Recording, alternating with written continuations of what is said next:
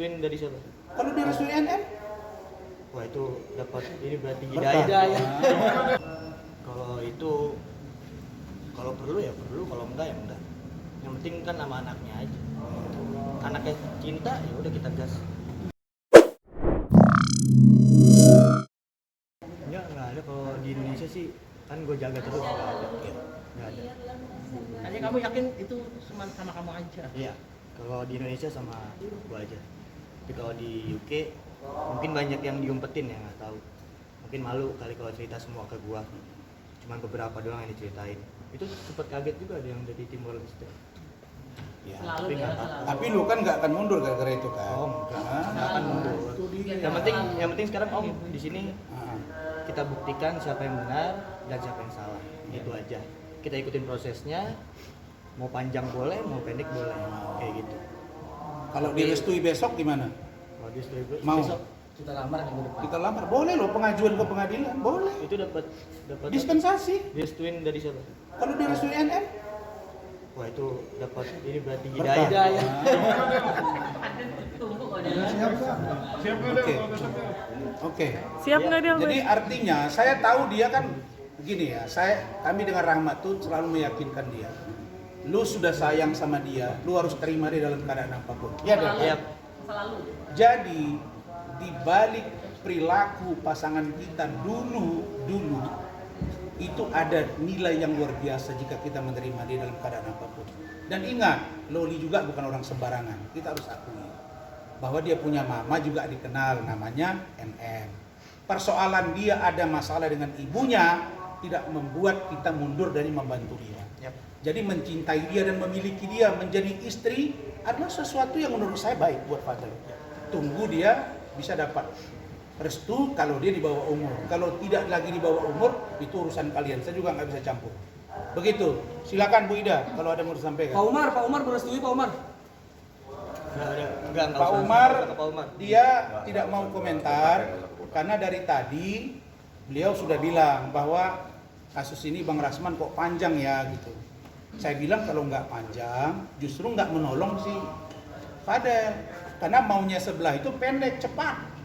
Supaya kalau saya ingat kalimat dia dulu, waduh, segera semua satu rumah tersangka semua. Bahkan rumah mau dirobohin, udah cerita lama itu udah. Mau bangun di boro-boro, mau rubuhin rumah. Posisi sekarang aja 5M sudah nunggu nih. Ya silakan Bu Ida. Berarti Fadel tetap mengejar restu dari NM nih.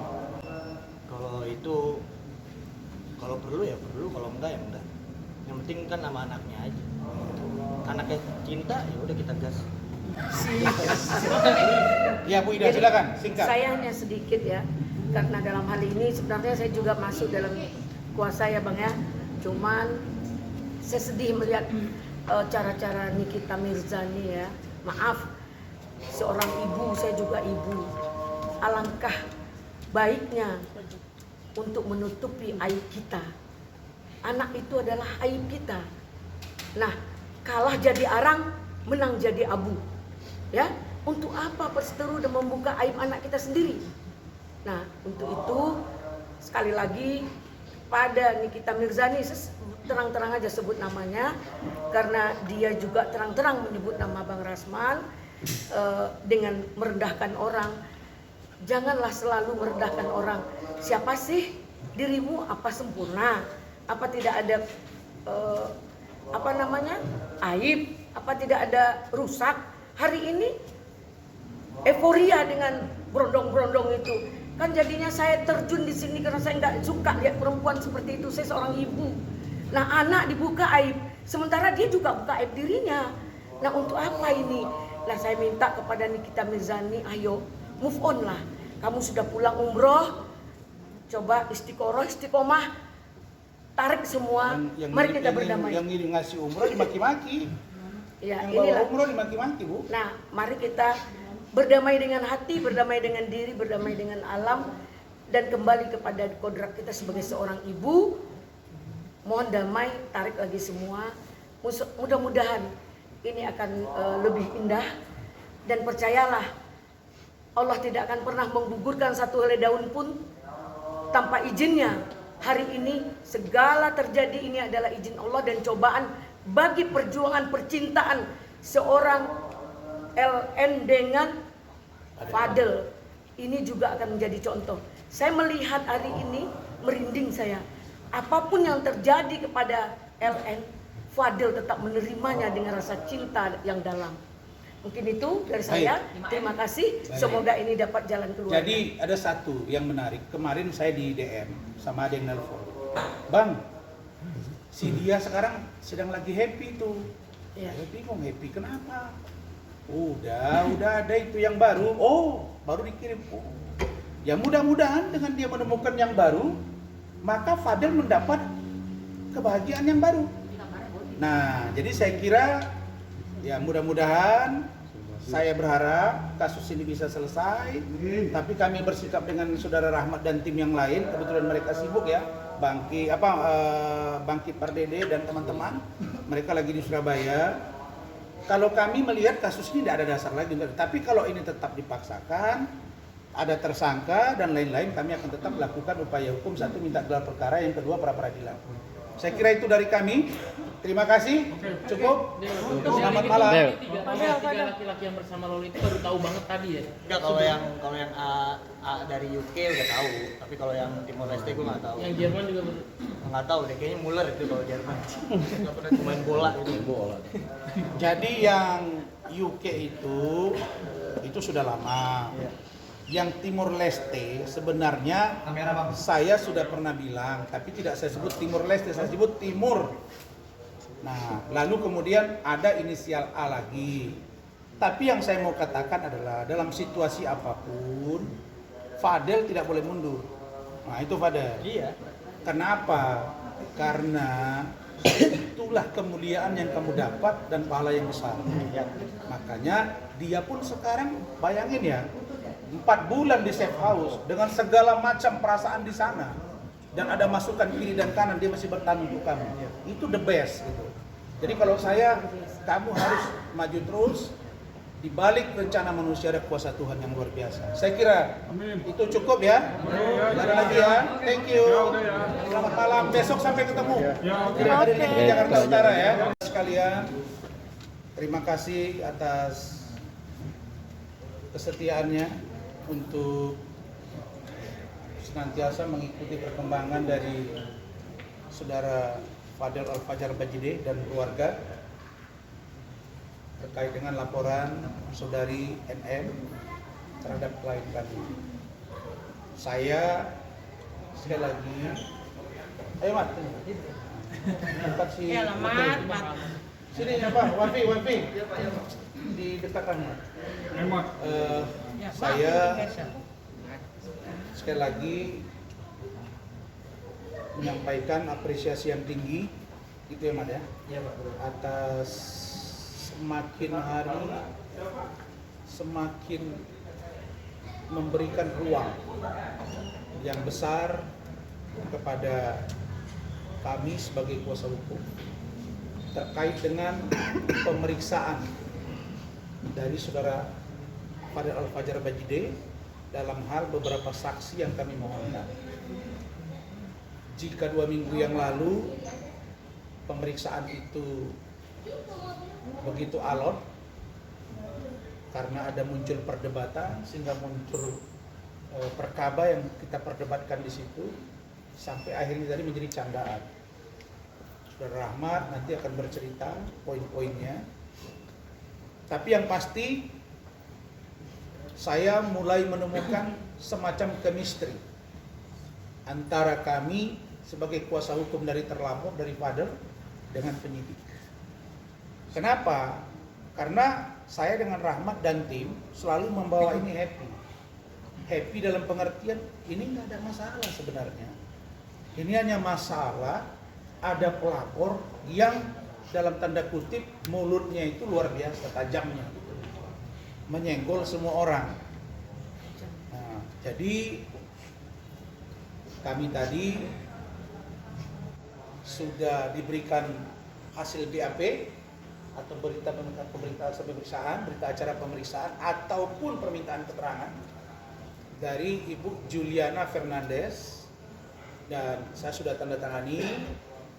Kemudian dari Eda Zul Bahar Fernandes atau Eda Junior Fernandes, yang juga sudah saya tanda tangani selaku ketua tim, dan insya Allah besok tim dari penyidik akan mengirimkan kepada Ibu Juliana Fernandes dan Eda guna ditandatangani.